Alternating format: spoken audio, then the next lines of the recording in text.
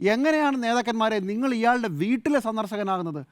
കടകംപള്ളി സുരേന്ദ്രൻ ദേവസ്വം മന്ത്രി, അയാൾ ശബരിമലയിലെ ഒരു പരികർമ്മിയുടെ സഹായി ആയി നിൽക്കുന്ന ആളുടെ വീട്ടിൽ നിങ്ങൾ ഒരു തവണ പോയാൽ മതി. ആ വീട്ടിൽ ഒരു തവണ പോയാൽ മതി. എന്താണ് ബന്ധം? ബാംഗ്ലൂരിലെ കൂടിയാലോചന ചർച്ചയും മറ്റ് പലയിടത്തെടുത്ത ഫോട്ടോകളൊക്കെ നമ്മുടെ മുമ്പിലുണ്ട്. ഒരു തവണ സ്റ്റേറ്റ് കാർ വെച്ച് അയാളുടെ വീട്ടിൽ പോയിട്ടുള്ള എന്താണ് അർത്ഥം? നമ്മുടെയൊക്കെ മണ്ഡലത്തിൽപ്പെടുന്ന ആളുകൾ, മന്ത്രിമാരും എം പിമാരും ഒക്കെ ഉണ്ട്, വീട്ടിൽ വരാറുണ്ടോ? ഇല്ല. അപ്പോൾ എന്താണ് ബന്ധം? അപ്പോൾ ന്യായമായിട്ട് തിരിച്ച് അവർ പറയാൻ പോകുന്ന ഒരു പ്രധാനപ്പെട്ട കാര്യം ശബരിമലയിൽ ഇത് പ്രധാനിയാണെന്നാണ്. ഞങ്ങളങ്ങനെ വിശ്വസിക്കാം, സാധാരണക്കാർ വിശ്വസിക്കാം. പക്ഷേ ഇയാൾ അവിടുത്തെ വെറും പരികർമ്മി മാത്രമാണ്, പരികർമ്മിയുടെ സഹായിയാണെന്ന് അറിയാവുന്ന ആളല്ലേ ദേവസ്വം ബോർഡ് മന്ത്രി. അപ്പോൾ ദേവസ്വം ബോർഡ് മന്ത്രിക്ക് എങ്ങനെയാണ് തെറ്റുക?